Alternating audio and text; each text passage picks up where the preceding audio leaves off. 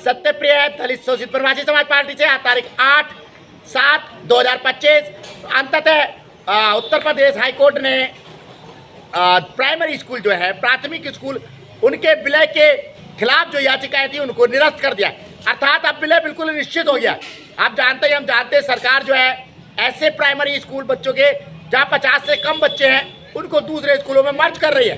देखिए, शिक्षा का जो अधिनियम है उसके अनुसार शायद 2 किलोमीटर के अंदर में, 3 किलोमीटर के अंदर में एक निश्चित दूरी है प्राइमरी स्कूल होना चाहिए।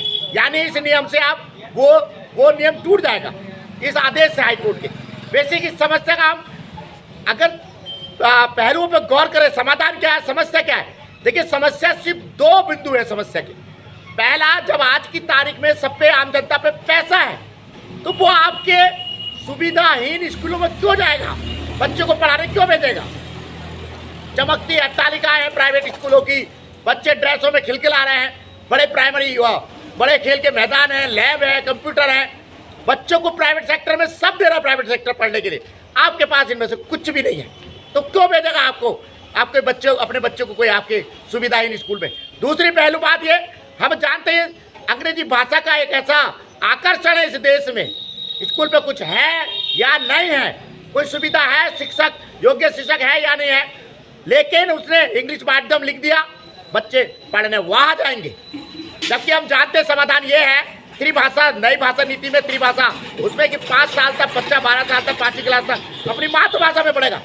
सरकार कड़ाई से इस नियम को लागू करे, 5वीं तक बच्चा अपनी मातृभाषा में पढ़ेगा। ये सारे अंग्रेजी स्कूल खुद ब खुद खत्म हो जाएंगे। जब हम शिक्षा की समानता की बात करते हैं, शिक्षा की समानता, अरे भाई मुझे बताओ ना, मुकेश अंबानी, गौतम अदानी मेरे बच्चे के साथ क्यों पढ़ाएंगे, किसी प्राइमरी स्कूल में अपने बच्चे को क्यों पढ़ाएंगे। लेकिन हाँ, अगर पढ़ाई की भाषा उसकी मातृभाषा होगी तो पढ़ा लीजिए अंबानी साहब, अदानी साहब, अपने बच्चों को 5 लाख 10 लाख रुपए फीस वाले महीने के स्कूल में हासिल वही करेगा जो प्राइमरी का फ्री का बच्चा हासिल करेगा। तो ही समाधान है, मातृभाषा में पढ़ाई की जाए। और इस एक गवर्नमेंट यहाँ फिर गलती करने जा रही है। आप प्राइमरी स्कूल की जो बिल्डिंगें खाली होंगी उनमें वो पता नहीं क्या वाटिका बनाएगी या फलन, अरे आप उसको बेचिएगा, वो शहर गांव की कीमती जमीन है, शहर की कीमती जमीन है, आप उनको बेचिए, उनकी जगह ग्राम समाज की जमीन पे नए स्कूल भवन बनाइए, आधुनिक, मल्टी स्टोरी और सुविधाओं से युक्त। यही जवाब है इस समस्या का सही समाधान है।